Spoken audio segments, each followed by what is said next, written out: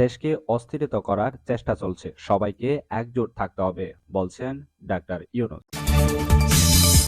নাগরিকদের নিরাপত্তার অন্তর্বর্তী সরকারের পদক্ষেপকে স্বাগতম জানালো যুক্তরাষ্ট্র। পাকিস্তান থেকে আসছে 25,000 টন চিনি। সর্বশেষ জানাবো, ডাক্তার ইউনূসের সঙ্গে সংলাপ, বিএনপির যেসব নেতা থাকবে। এতক্ষণ শুনছিলেন শিরোনাম, এবার বিস্তারিত।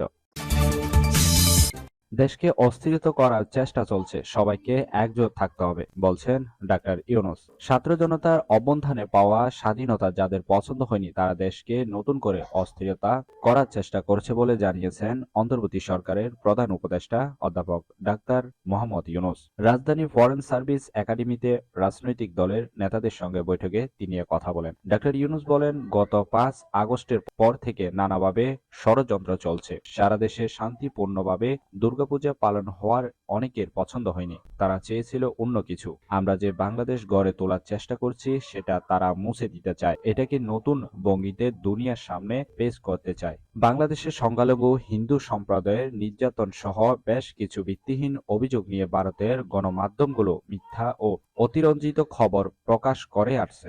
বাংলাদেশ বিষয়গুলো নিয়ে প্রতিবাদ জানিয়ে আসছে। এর মধ্যে জাতীয় পতাকা অবমাননার অভিযোগে সনাতনী জাগরণ জোটের মুখপাত্র চিন্ময় কৃষ্ণ দাসকে গ্রেপ্তার করলে দুই দেশের মধ্যে উত্তেজনার পারদ আরও বেড়ে যায়। নাগরিকদের নিরাপত্তার অন্তর্বর্তী সরকারের পদক্ষেপে স্বাগত জানালো যুক্তরাষ্ট্র। বাংলাদেশ সব নাগরিকের নিরাপত্তা নিশ্চিতে অন্তর্বর্তী সরকারের নেওয়া অব্যাহত পদক্ষেপগুলোকে স্বাগত জানিয়েছে যুক্তরাষ্ট্র।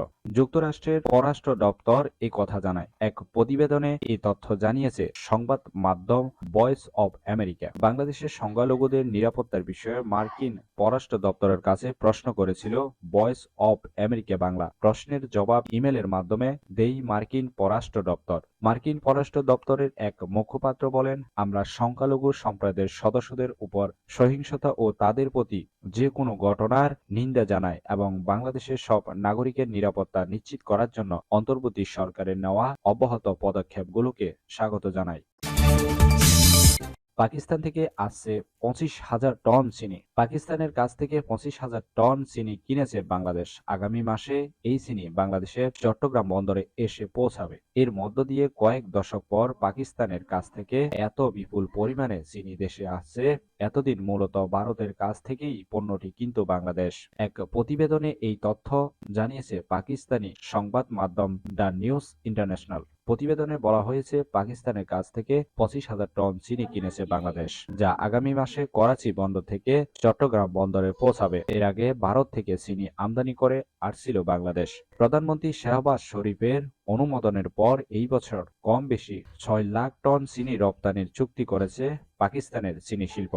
আন্তর্জাতিক বাজারে চিনির দাম প্রতি টনে 530 মার্কিন ডলারে পৌঁছেছে। একই দিন থেকে পাকিস্তানের 80টিরও বেশি চিনি কল উৎপাদন শুরু করেছে। ডাক্তার ইউনূসের সঙ্গে সংলাপ, বিএনপির যেসব নেতা থাকবেন। জাতীয় ঐক্য গঠনের ছাত্র নেতাদের উপর এবার দেশের রাজনৈতিক দলগুলোর সঙ্গে সংলাপে বসতে যাচ্ছেন অন্তর্বর্তী সরকারের প্রধান উপদেষ্টা অধ্যাপক ডাক্তার মোহাম্মদ ইউনূস। সব ঠিক থাকলে এই সংলাপ অনুষ্ঠিত হবে। এতে বিএনপির 5 নেতা অংশ নেবেন।